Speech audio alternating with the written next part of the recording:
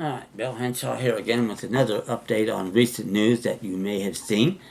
As it looks like now, the Donald declares that quote-unquote citizenship status, aka birthright citizenship, which he claims to be able to summarily terminate courtesy of an executive order as Commander-in-Chief of the Armed Forces, is somehow essential to the upcoming census.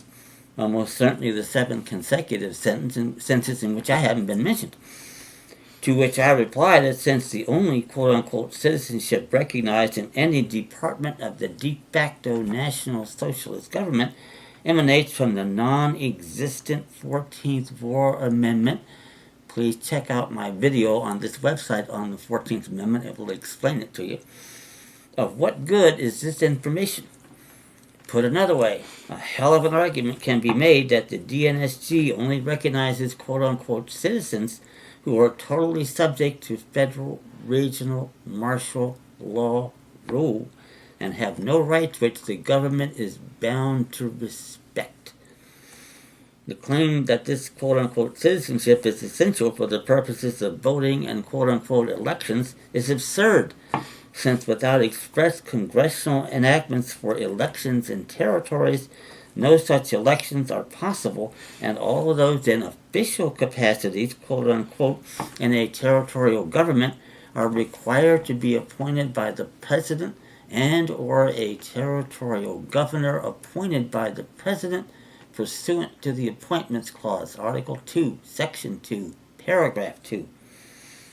And aside here on another situation in the news, yet another attempt to admit Puerto Rico as a state, which even if it succeeds will not change its status, and it will not and cannot become a state admitted into this union, which has been in a seemingly perpetual state of abeyance for 160 years, most of which is quote-unquote courtesy of the Reconstruction Act of 1867 and the ratification of the non-existent 14th War Amendment. Check out that video on that you'll find on my website on this amendment. To learn more about these war amendments by the 39th Congress, just read vetoes of these acts by our quote-unquote worst president, Andrew Johnson, cheerfully provided on request as his information on my modestly priced constitutional defense document packets. Send me an email at unincourt@gmail.com and you can judge for yourself.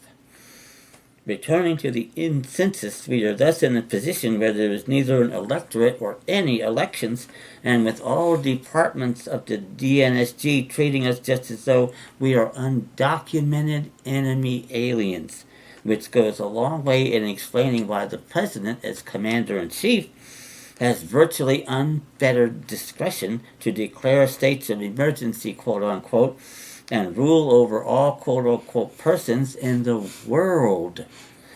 Think I'm kidding here?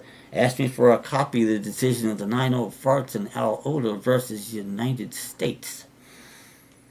Thus, to the Donald, quote-unquote, I say, what is the value of quote-unquote citizenship information when there are no states and there are no state citizens, and that we are all subject to federal, regional, martial law rule? Perhaps more to the point, where can one find any consent of the governed to this situation, one which in my view violates all 6 articles of the Constitution? Please like my videos. I thank you for your subscriptions, and remind you to send me an email, uwinnincourt@gmail.com. Thank you.